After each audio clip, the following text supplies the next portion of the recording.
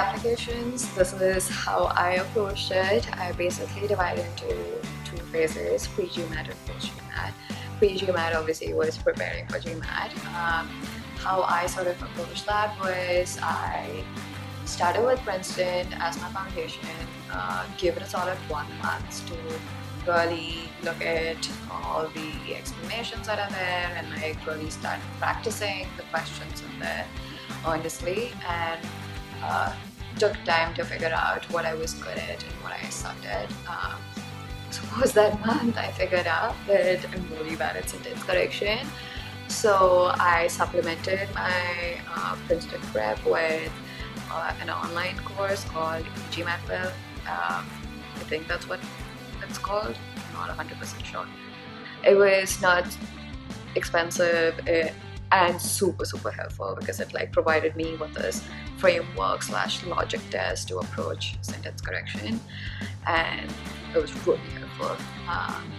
So that's what I did. Was that first month, like another 2 months of like just prepping. Once that was done, gave my GMAT, did pretty well.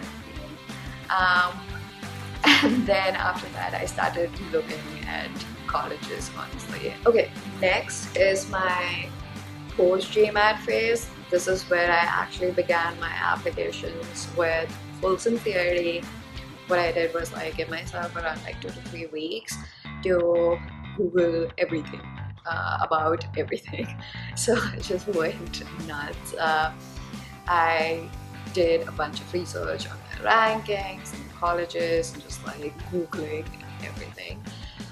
Once that was done, I sort of like narrowed it down to a few schools and bucketed them as every other individual applying for MBA into, you know, your reach, ideal safety schools.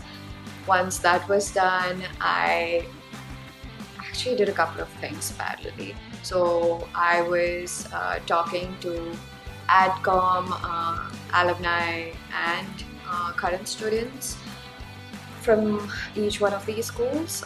Parallelly, I was also, trying to write the applications questions for some of these schools that I was kind of sure of. So what I did for applications questions first was that I bucketed them again, bucket against a theme, but no, I bucketed them into a few categories. You can always see this, like, what's your short-term career goals, long-term career goals, and like why MBA, why the school. So your career goals are not going to change based on school. So started thinking about how I would approach those questions. Another one was like leadership question. So started writing those down while doing, research through interacting with all of these other people. Use some of the insights, actually not some, a lot of the insights to write down my final answers, and yeah, really nailing those answers down were like my, again, focus of that entire period.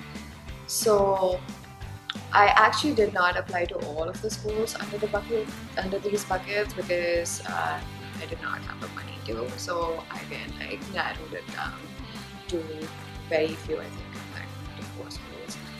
Once that was done,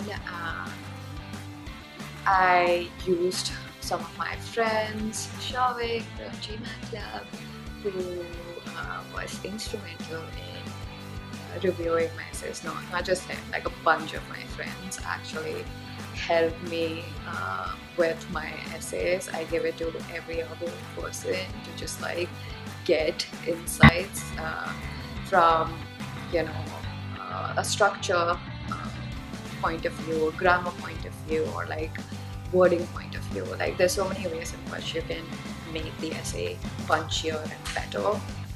So that's what I did. And once that was done, applied, waited for my callbacks, and yeah, I gave my interviews.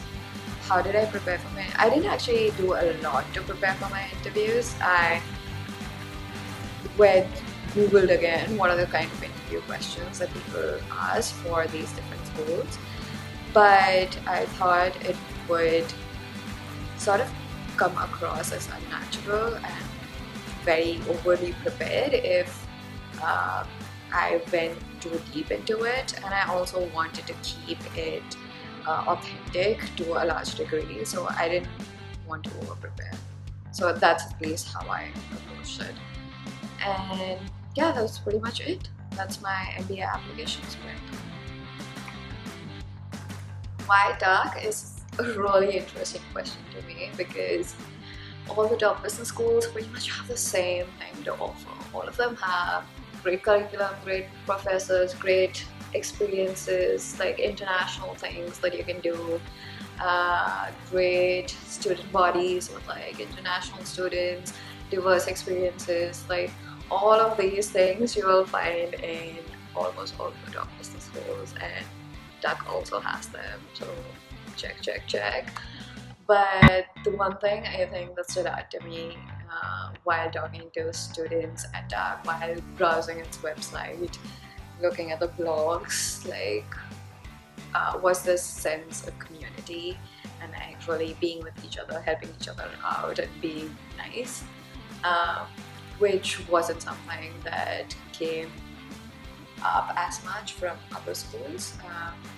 So I think that's like Tuck's standout value that really pulled me towards it. But I don't think there's anything other than that which I would honestly say is like, oh my god, if I didn't get Tuck and I got something else, I would be so freaking disappointed, because honestly the variations between business schools isn't that crazy. So there you go. Typical day at Tuck was very different in my first year and my second year. Let me start off with my first year because it's more interesting, because it's crazy. It was crazy. So here I was, someone in my late 20s, in a brand new place, trying to fit in, trying to make friends. So social events were a big part of my life, like in the first few months. Next, obviously I was in an educational environment, paid a ton of money for that education, so learning was key, and so spent quite a bit of time actually just like with my study group, getting those accounting numbers, things like that. So a lot of time spent in just like prepping for classes and in actual classes. The third thing was obviously everything related to getting an internship. So it started off with networking, which was something completely new to me because I'd never done it before. Like in India, I don't know if other people had to. I had to network for a job. So that was a skill that I had to pick up and sort of like hone a little bit.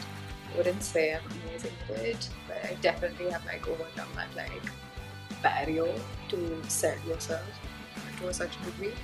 So yeah, those three things pretty much were where I spent almost all of my time during the first sort of 5 or 6 months.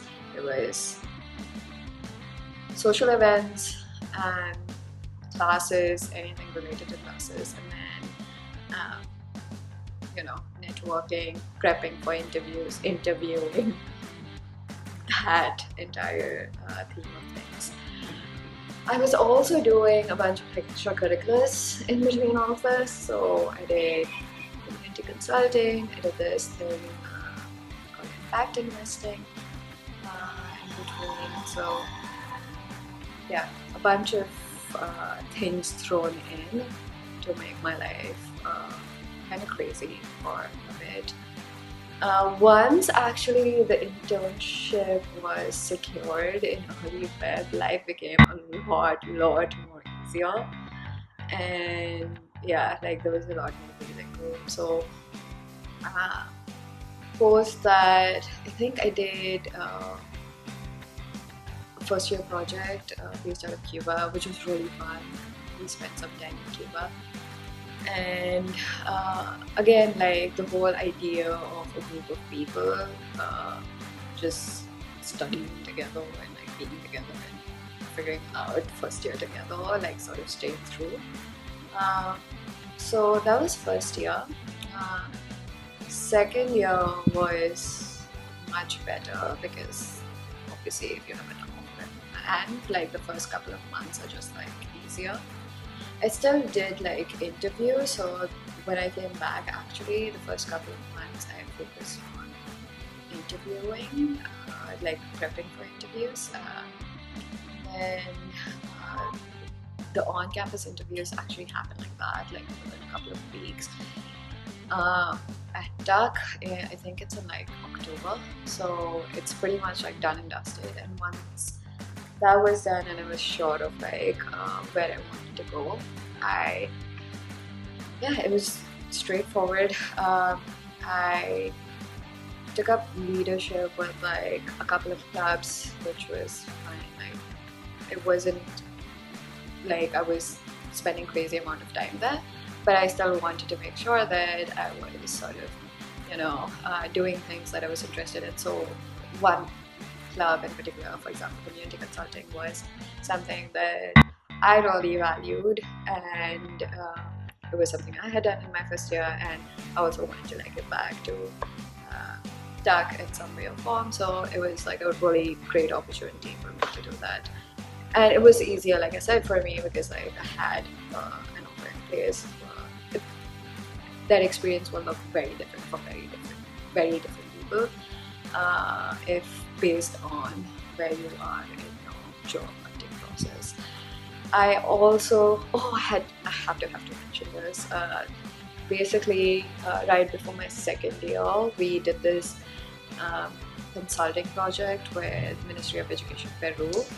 A bunch of us from Tuck went there. It was so much fun. This was right before my second year started. We spent some time in Lima, and I just went separately and did Machu Picchu. It was pretty fun. And yeah, so that's my typical day at Tuck in a nutshell. Alright. Networking, like I mentioned before, was something that I wasn't used to, and really took me some time to adjust my mental sort of roadblock against the term networking. I think, I don't know, I had so many random shitty assumptions about it. It's actually a really great process for you to like get to meet people who matter, get to actually understand or like get a different perspective on this one thing. Maybe you'll get a different perspective, maybe you'll get the same thing, but who knows. And the third thing, and the most important one, which is like to make sure you are in the best possible position to get the job. You get information, you're putting yourself in front of people, etc., etc., to make sure that you land something, right? Like, why is that a bad thing? So got around it. And I would say there are a couple of things that I learned through the process that really helped me. One was like not to compare the way I approached it to how other people are approaching it. Like, just didn't do that. I'm not someone who compares just generally, because I think it's like a complete waste of time. And even for the networking process, like I think it's the same thing. Like, just because somebody made like 20 calls doesn't mean you have to do the same thing. You're a different person, you approach things differently, so don't. What I did that worked really well for me was that I focused in on, for example, consulting like a few offices, like one office for one firm, and really got to know the person recruiting in that office, so the recruiter for that office, as well as like if there's a partner or something like that in that office. So really making sure that I'm putting myself out there in front of them, speaking to them, making sure that they know about me. So that was like my go-to play. I did leverage my second years, but not as much, because I feel like while they do have a role to play, it's not as significant. I feel in like the whole shortlist process, it's mostly about the recruiters and how they feel about you.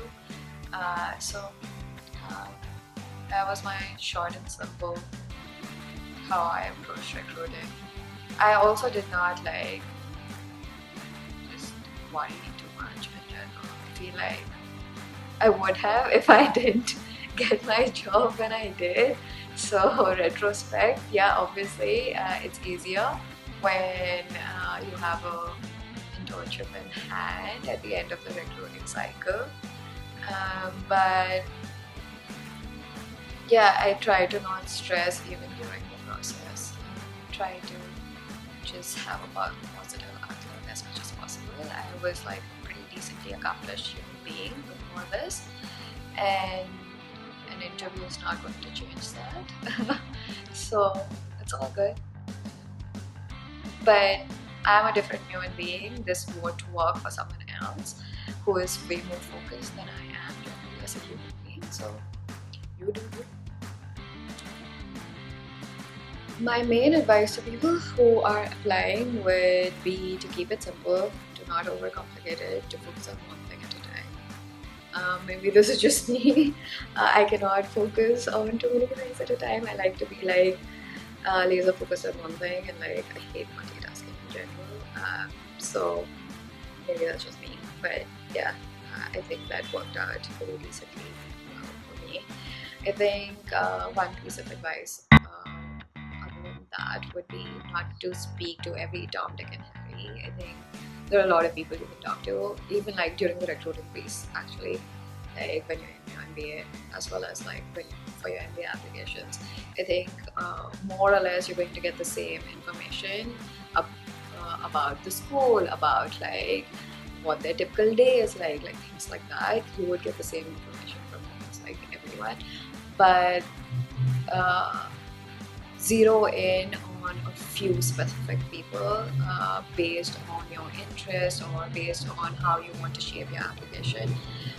Zero in on those people and like make sure you have access to them. So that would be my second piece of advice. And the third one would be, as usual, do not compare yourself again to anyone else, because this is a very random process, believe me. Everything, every stage of this process has randomness associated with it.